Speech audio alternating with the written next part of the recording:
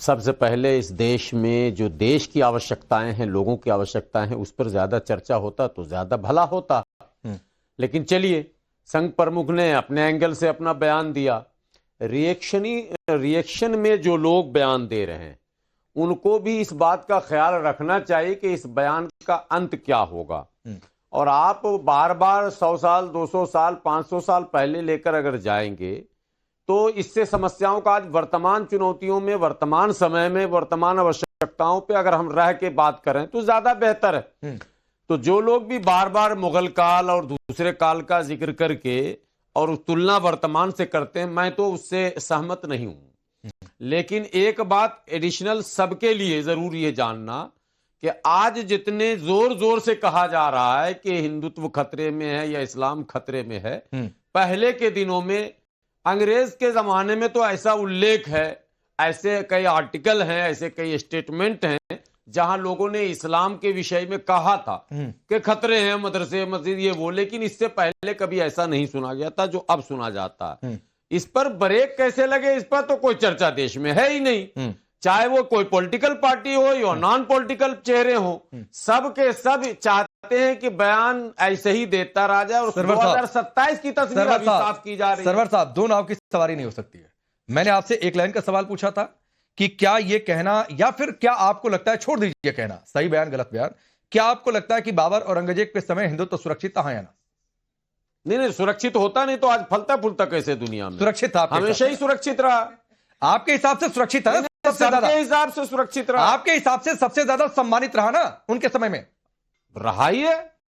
आपके हिसाब से सम्मानित रहा। बिल्कुल। औरंगजेब भले मंदिर तोड़वाता रहा। नहीं, मंदिर का कहीं प्रमाण ही नहीं तो सारे औरंगजेब की किताब में दिख रहा है, प्रमाण नहीं है साहब। काशी में मंदिर तोड़वाया, मथुरा में औरंगजेब कहीं ये लिखित है। अच्छा चलिए, गुलाम सरवर, फिर आप चश्मे का नंबर बदलिए। लीजिए, चश्मा लगाया सर, 5 नहीं तो गलत चश्मा लगाया, मात्र 5 चश्मे का नंबर बदलिए। नंबर बदल दो, नंबर गलत नंबर का चश्मा पहना पांडे जी। 5 सेकंड बस। बाबर ने बाबरी मस्जिद बनवाई या बाबर के चेले ने बनवाई? मैं आपसे जो पूछ रहा हूं उसका जवाब दीजिए। राम मंदिर, आप बाबर के प्रवक्ता है, आप औरंगजेब के प्रवक्ता की तरह बिहेव कर रहे हैं। 5 मिनट सुन लीजिए। चश्मा उतार दिए। चश्मा उतारने से नहीं होगा, नजर बदलिए। चश्मा हटाने से नहीं होता है। मस्जिद तोड़ने का आरोप जिस पर है उसके पोते को यहां महान बनाने वाले तो हिंदू हैं सब। तो हम तो कहते हैं कि बाबरी मस्जिद बाबर से कोई लेना देना नहीं, तो ठीक है। होता नहीं ठीक है, आपने बाबरी मस्जिद ठीक है, तो हम अब भी याद किए ठीक है गुलाम सरवर, 35 साल बाद। ठीक है गुलाम सरवर, आप यहां से अकबर में मात्र 30 साल का गए। ठीक है, अंबर जैदी, अकबर का पूरा अंबर जैदी, रोहन गुप्ता आऊंगा, लेकिन अंबर जैदी, बाबर औरंगजेब के समय हिंदू सबसे ज्यादा सम्मानित, ये गुलाम सरवर भी मानता है। क्या करें, कौन सा नंबर का चश्मा इनको पहनाया जाए? मुझे लगता है कोई चश्मा ही नहीं बना जिस चश्मे को लगाकर उनको सच्चाई दिखाई देगी। देखिए, सबसे बड़ा सवाल यह है कि बाबरनामा में खुद बाबर ने अपने आप को एक मुस्लिम रूलर घोषित किया, और वो जो मंदिर की बात आपने कही वो भी सारी चीजें उसमें उसका उल्लेख है। और अगर हम औरंगजेब पे आए तो औरंगजेब के ने जो करनियां की उसको तो आप लिख ही नहीं सकते, जितना जुल्म उन्होंने हिंदुस्तान में ना सिर्फ हिंदुओं पर बल्कि मुसलमानों पे किया, शियों पर, शियों का जबरन कन्वर्जन किया। आप चाहे शियों की बात करें, सिखों की बात करें, हिंदुओं की बात करें, तो ओपनली सबसे ज्यादा कट्टरता औरंगजेब ने की। और क्या कुछ औरंगजेब ने नहीं किया। जजिया टैक्स नहीं लगाया, वो किसके लिए था? जजिया टैक्स उससे बहुत उत्थान हो रहा था हिंदुओं का। और मंदिरों को अब तुड़वाना, लूटना हो, सारी चीजें। और आप कह रहे हैं कि औरंगजेब ने कुछ किया ही नहीं, आप तो रहमतुल्लाह अलैह मानते हैं। अगर रहमतुल्लाह अलैह की डेफिनेशन ये है आपकी नजरों में, तो रहमतुल्लाह अलैह क्या होता है? फिर आपको नहीं लगता कि जो दूसरे लोग सोचते हैं मुसलमान और इस्लाम के बारे में, वो परसेप्शन जिसको फिर आप इस्लामोफोबिया कहते हैं, वो गलत है? अगर आप गलत को ही नहीं, लॉजिक कहां से आया? बाबर 1526 में, अकबर 1556 में हिंदुओं के मंदिरों को करने वाले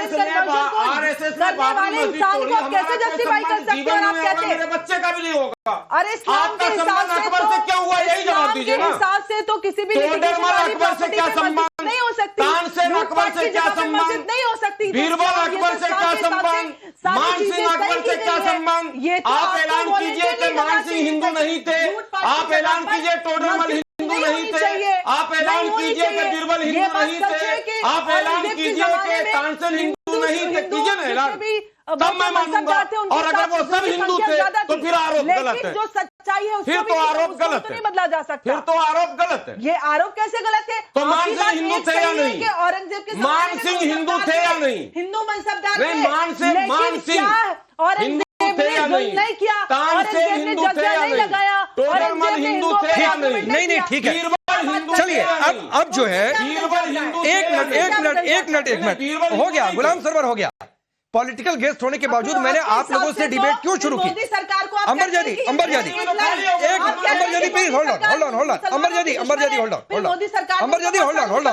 गुलाम सर एक मिनट, अंबर जादी हो गया गुलाम सरवर जी शांत रहिए।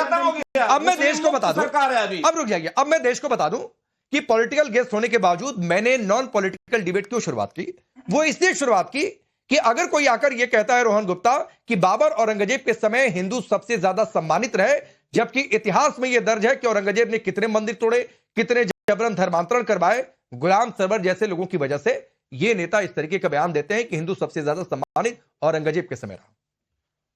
राकेश जी, यही आपत्ति है। जब भी आप इतिहास के पन्नों में झांकेंगे और ये सब जिद्द मुगल साम्राज्य के टाइम पे जो भी इस आक्रांता थे उनको जब शहीद का दर्जा दिया जाता है, जैसे टीपू सुल्तान हो या बाबर हो, तो फिर तो सामने आवाज तो उठेगी, क्योंकि आप सत्य बदल नहीं सकते, आप इतिहास को बदल नहीं सकते हैं। आप इतिहास को छेड़छाड़ करने के प्रयास करेंगे और जब आपको कोई करेक्ट करेगा तो आप उसको एंटी मुस्लिम बताएंगे। आपत्ति तो वहां पे है राकेश जी।